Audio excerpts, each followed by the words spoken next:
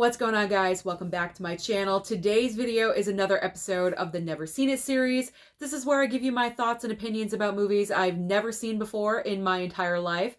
Do I love them? Do I hate them? But most importantly, do I recommend them to you? There's always a best and there's always a worst. Everything else kind of just falls in between. So 99% of what I'm about to show you are boutique label horror films. That was my movie watching theme last month. There is one film that is not a horror movie, and I will let you know about my thoughts and why I watched it when I get to that film. But starting off with the best of the batch, I have two selections I really enjoyed over all the others. So starting off with movie number one. All of you Evil Dead fans are going to be so excited, so proud of me, because I really enjoyed Army of Darkness. That is right, Army of Darkness. Going into watching this movie, you know what you're getting. It is comedy gold. It is pure slapstick. Bruce Campbell is so good in this film. I feel like with the two earlier films, Evil Dead 1 and 2, it was kind of horror, kind of comedy. And I feel like with this one, it's pure comedy. Even though, yes, it is a horror film, it's part of the Evil Dead franchise, but it's like laughable horror. It's not scary horror. So that's the reason why I really enjoyed this one, because it was full-on comedy, 100%. Yes, it is part of Evil Dead, but you're not really scared in this movie. We all watched it as a family. Even my father enjoyed it. And if you can crack my dad with a movie like this, that is really saying something. So we all enjoyed it. I enjoyed it as well. I put it at number 3 in my Evil Dead ranking when I did so on my live stream, and I'm looking forward to watching it again. So Army of Darkness to me is a winner. So the second movie that I really enjoyed is the non-horror film of the bunch. It is Boomerang. Boomerang with Eddie Murphy. Now, this is the film I watched because I was on an episode of Movie Swap on Del on Movies YouTube channel. It's a weekly live stream that he does, and I chose to watch Boomerang. So if you are interested in checking out that episode, just head on over to Del on Movies channel. But I really enjoyed this one. For me, it's top 5 Eddie Murphy. I just really enjoyed him in this film and the whole concept of the movie overall. I call it just a regular romance. To me, it's not a rom-com. Regular romance movie. It's refreshing to see a man in the leading role in a romance film. Usually it's a woman and she's, oh my God, I need to get my life together. No, this is a confident black man who is a womanizer in his workplace, and he meets Robin Givens, who pretty much is the female version of him. And he just becomes so vulnerable with her because he wants to be with her, but she doesn't want a relationship. She just wants to sleep around like he used to. This movie was just so good all around. I really loved it. So you have Robin Givens, you have Halle Berry very early on in her career. I love the male friendship dynamic between Eddie Murphy, Martin Lawrence, and David Alan Grier. Chris Rock, very young Chris Rock, also in this movie. Wonderful all around. I had a great time with it, and I highly, highly recommend it. So if you haven't seen Boomerang, please do. You won't regret it. It was funny. It was really funny. Okay, let's get back to the horror and getting back to the middle of the batch. These are good, but they're not as good as Army of Darkness or Boomerang. Okay. Pet Sematary 2. Where the tagline should be, the slipcover is better than the movie, because it is. The slipcover is way better than the movie. So obviously this is the sequel to the ever classic Pet Sematary, which no one can live up to. I mean, you could make tons of sequels.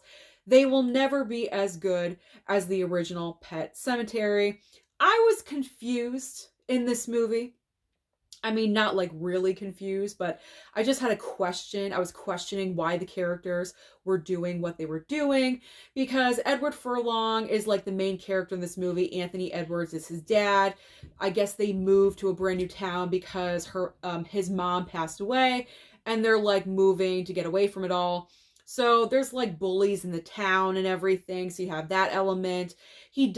Edward Furlong, he does befriend this one other boy who has a stepfather, that is the sheriff of the town. However, he is a dick. He's like the biggest a-hole on the planet. So he ends up dying, I believe, at the hands of the kids, like an accidental death, not like a murder or anything, but he ends up dying.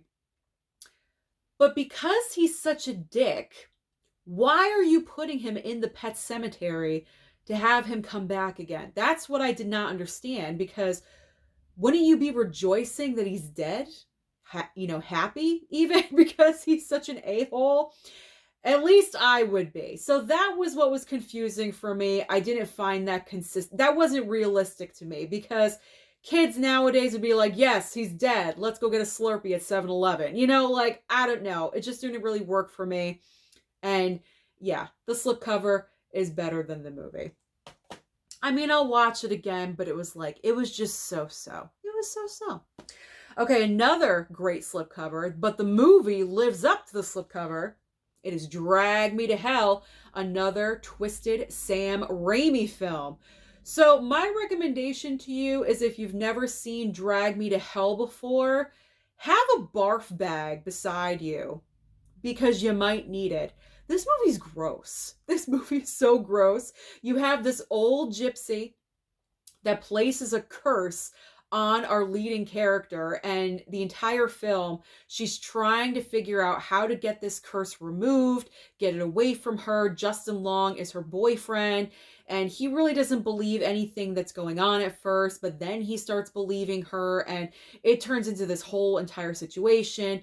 It's a great twist ending, which I already kind of knew about because this movie's been out for a while, but there's some gross stuff happening in this film. Like, this gypsy, her ghost or whatever, is like barfing in the other girl's mouth. Like, this is disgusting. There's a lot of gross elements happening in this film, but it is a horror film. So what can I say? Sam Raimi is a messed up dude in the head, because I believe he also co-wrote this. Yeah, he co-wrote this with his brother. It says Ivan Raimi, so I'm going to guess his brother, his dad, his brother, his uncle. I don't know.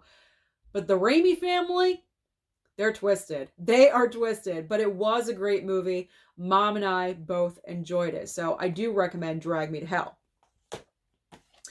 Class of 1984 is up next. So I've been wanting to watch this one for a while.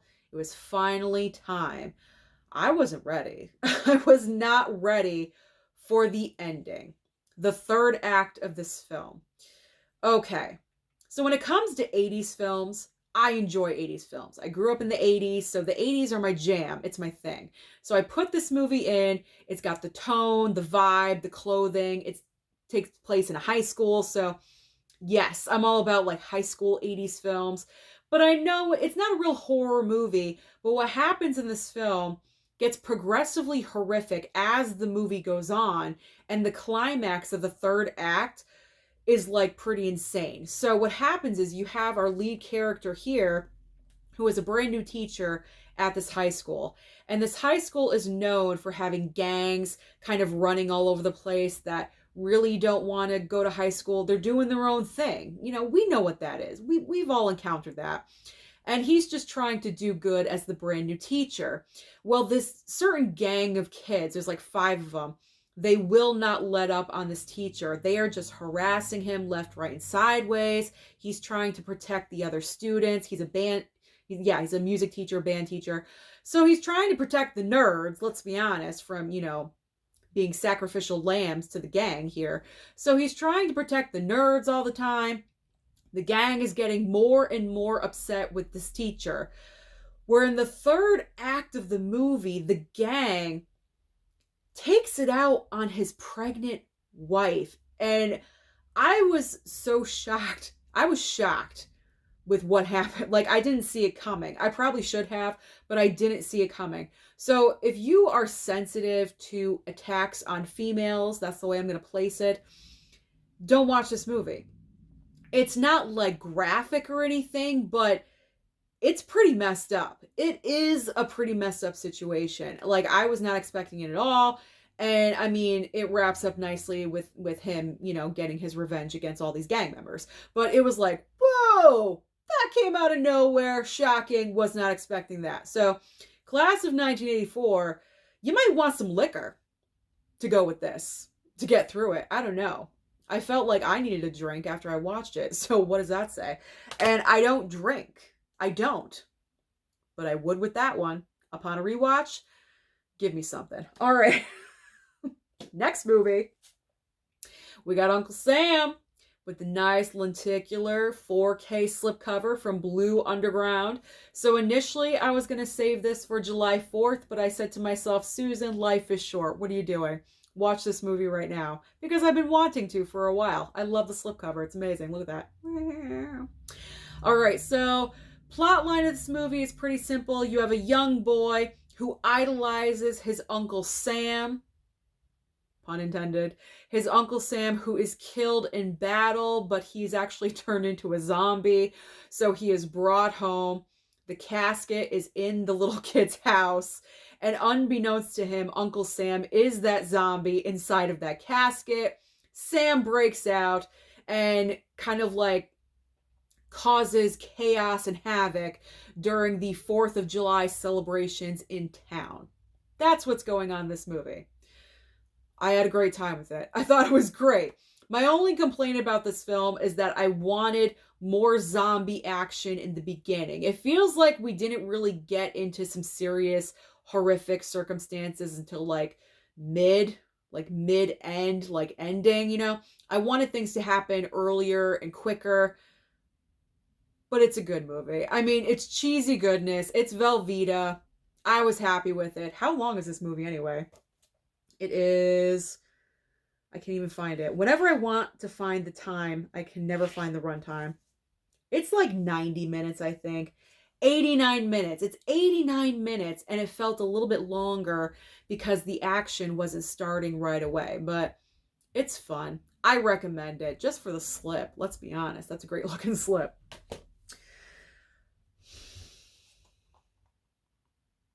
Finally watched Life Force. I honestly don't have a bunch of things to say about this movie because you know me. I fell asleep halfway through. However, what I will say is that on the chance you find yourself in space and you come across 3 people that look like human beings, but they're naked in pods, leave them alone. Don't knock on the pod. Don't open the pod. Because you're just asking for problems. And why would you want to bring that upon yourself? Why would you want to bring that upon yourself and the world as a whole? This is pretty much vampires in space, is what this is. Vampires that are woken up, brought down to earth. They don't know that they're vampires, but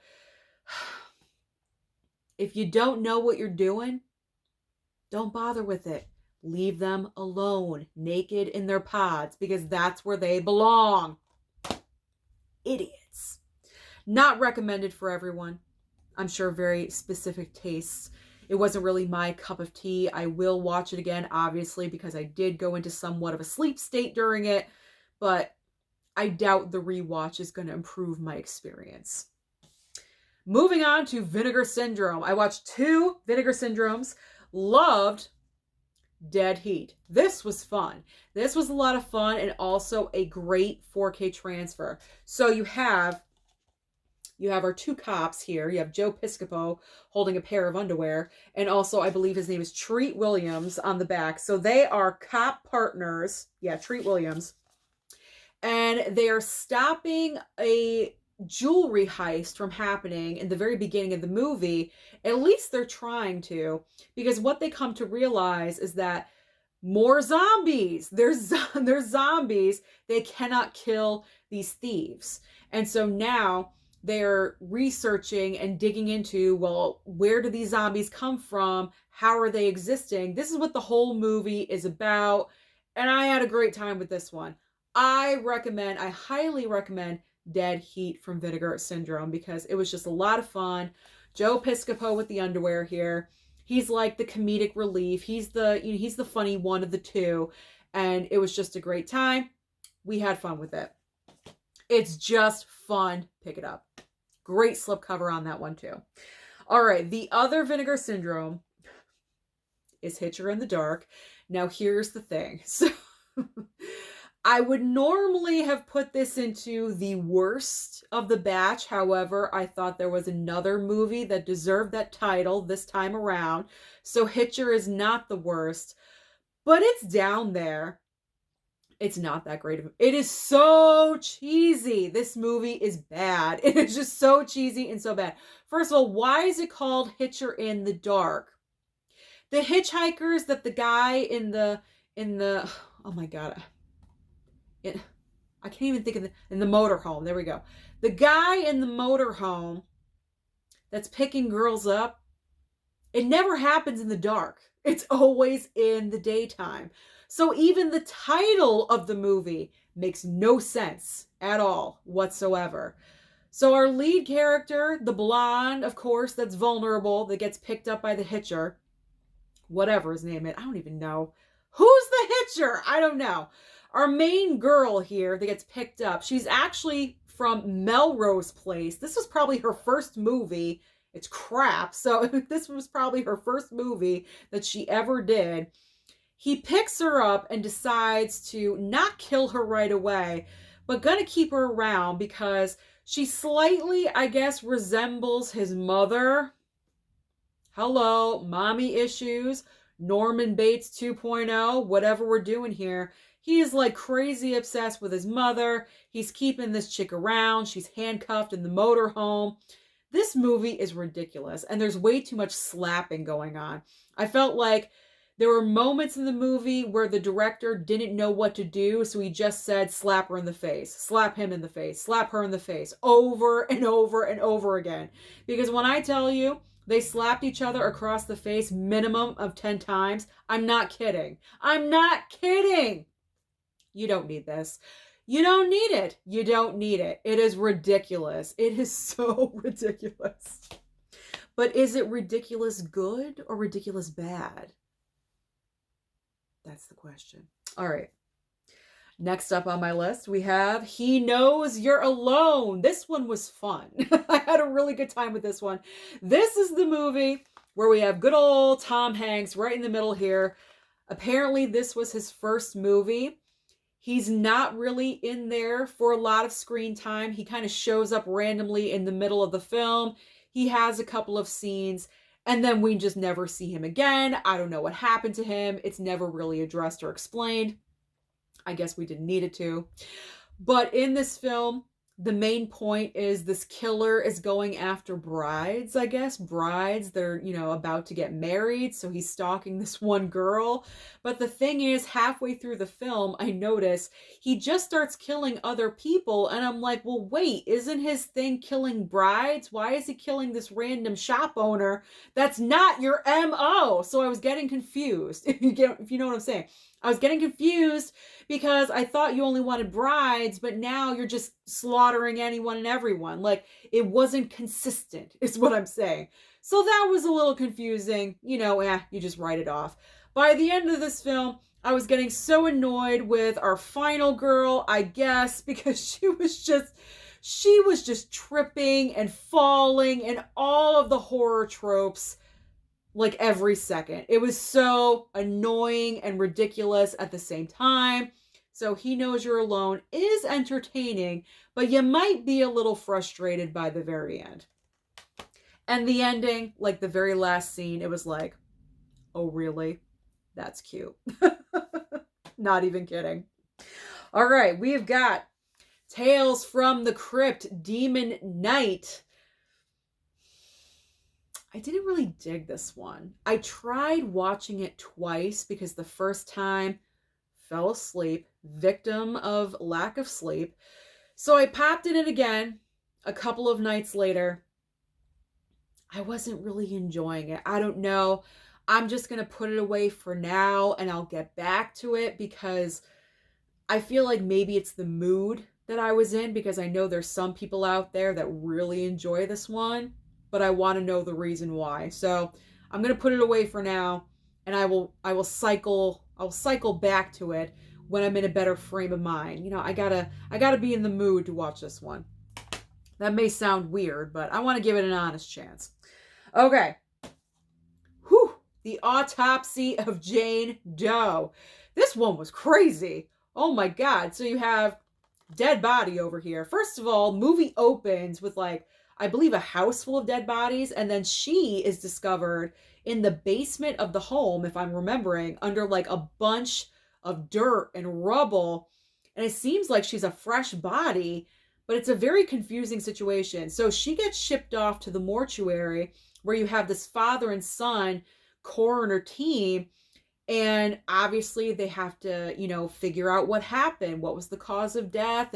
And as they're going through their steps of what they're doing, they're having more questions than answers. I don't want to say any more because this movie gets a little bit crazy and off the rails, but I kind of had a little bit of an inkling of where the movie was going halfway through, because I was like, I don't know. I don't know about that one. So I did have my little suspicions, but this one was good. This one was a good movie. Has a lot of like twisty turns. I like stuff like that. So this one was a good watch. So I do recommend The Autopsy of Jane Doe. If you can pick this up on sale on Scream Factory's website when they do have the sales going on, then I do recommend you guys pick it up, because that's when I did and I enjoyed it. The Clove Hitch Killer. Yeah. Okay. So with this one, the problem with this one, it's a one-time watch. Honestly, it was a little bit boring. You have Dylan McDermott in here as the father of the main character, and his son kind of suspects him as being the serial killer that's notorious in this one town. Like he just targets people in that town. So he thinks his father, Dylan McDermott, is the one that's doing this, and he's like following him around and trying to piece clues together. It's like a detective story a little bit. It's like a tamer version of Silence of the Lambs, I guess. I don't know, like we're trying to research the crimes and following the dad at the same time. But once you know, and it's a one-time watch. Like, I will probably never watch this again. I don't have the urge to ever watch it again. So it honestly wasn't that great. It was kind of a letdown. So I do not recommend this one. I don't. If you can stream it somewhere, then stream it. But don't pick it up. It's not worth it. Thank God I got it cheap. All right. Then we have Anthony Perkins in The Edge of Sanity. So I've been wanting to watch this one for a while, because I really don't know Anthony Perkins besides being Norman Bates in Psycho. So that's the reason why I wanted to see this, because I want to see what else he was capable of doing. Not that far off from Norman Bates in Psycho, because in this movie he's playing Dr. Jekyll and Mr. Hyde back in the day. And it's just weird. It's a weird movie. He's married and he's going to see prostitutes. Like, it's an Arrow title. What can I say? It's like your typical Arrow title. I mean, I'm trying to think, like, should I recommend this to you or not? You don't have to buy it. You don't have to. Definitely not full price. I mean, if you really want to get it, obviously during the sale, $15, maybe $17, okay. But don't pick this up at full price. You definitely don't need to. I mean, it was interesting to watch. I might have to watch it again I think I was a little bit sleepy, I gotta be honest. But I mean, I was pretty much getting it, and it was just, yeah. Just not a whole heck of a lot to say about it, because it's Jekyll and Hyde, and you pretty much know, and there's prostitutes, and okay. So, next to last, we have Haunted Honeymoon, a horror comedy. This isn't even a horror movie. This is just a straight up comedy. This is pure nostalgia. I remember watching this when I was younger. I remember Gene Wilder. I wanted to watch this because I first ever saw Gene Wilder in Willy Wonka in the Chocolate Factory. I'm sure, everyone, that was their first exposure to Gene Wilder. And I wanted to see something else with him. And I think my mom randomly found Haunted Honeymoon and popped it in the VCR for me. And that was my first experience watching that movie. And this is pure nostalgia, because when I saw it on sale, this is Kino Lorber. Yeah, Kino Lorber. When I saw it on sale on Kino Lorber's website, I had to grab it because of the nostalgia factor. So you have Gene Wilder and Gilda Radner, who were married in real life or just in a relationship at this time, whatever it was. They were together in real life, so they had that natural chemistry going on. You have Dom DeLuise cross-dressing. How much better can you get? You have a cast, an ensemble cast, and it's a murder mystery. It's a funny murder mystery. These two are going to the family castle to get married for the weekend. It's like a weekend wedding situation set up, and murder mystery happens, and it's just a lot of fun. So it was such a good time to just revisit this, and it was fun because I'm sitting there and the scenes are happening, they're unfolding in front of me, and I was like, oh my god, in my head, I remember that when I was like 10, 11, so recalling those, great memories. So Haunted Honeymoon, it may seem a little like weird and not so funny nowadays, but back in the day, this was funny, man. This was the funny stuff. Okay, so you know what time it is. We are down to the worst. The worst of the worst. The worst of the batch. I am really upset that this is the worst movie. Because, and I have to cover it because it is a double pack. And the other movie I enjoy. But Slumber Party Massacre 2, oh my god. It's not just the worst of this batch. It is I can't talk. Bleh. It is one of the worst movies I've ever seen in existence. Like, it is bad.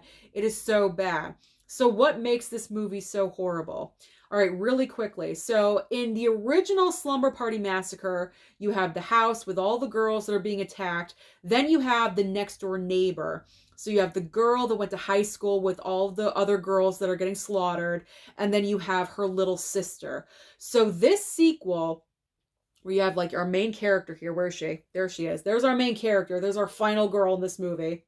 Played by the chick from the TV show Wings, if you remember that show. Crystal Bernard, I think her name is.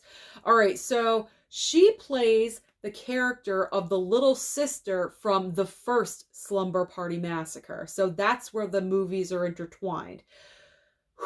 So where does this movie fail on epic levels?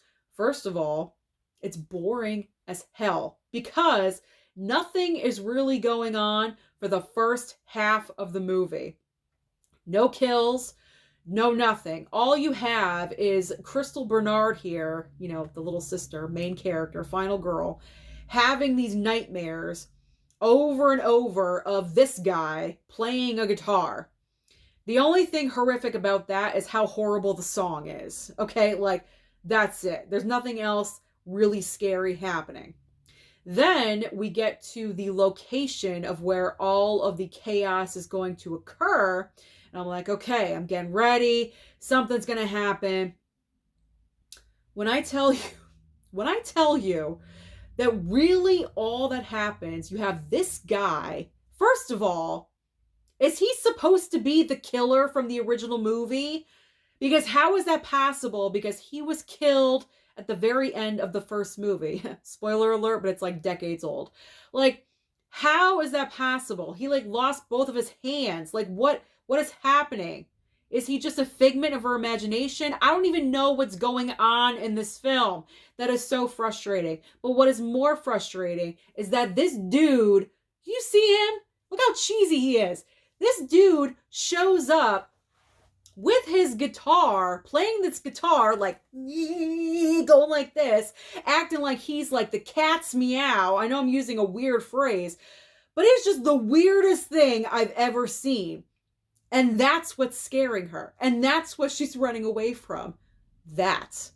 He's playing the guitar in a weird, like, obnoxious way. The song choice for this is so horrible. I literally wished I was deaf when those parts came on with him playing the guitar. I wanted to be deaf. It was just so bad. This movie is so bad. So it's boring the first half with literally nothing happening. You have like making out and that's it. And then finally, when they get to the second half, when they're in their location where everything is supposed to happen, you have a dipshit ghost, non-ghost entity, I don't even know what the hell he is, playing a guitar. And what he's doing is the end of the guitar is like the drill, like from the other movie. Get the fuck out of here. Like, are you serious? That movie is so bad. So the worst of this round is Slumber Party Massacre 2 on 4K. Do not pick it up. Only pick up the first movie. That is only that one. You don't need the sequel. It is so horrible. So that is everything that I've been watching lately. Comment down below and let me know what you've been watching. Don't forget to like and subscribe before you leave, and I'll see you next time.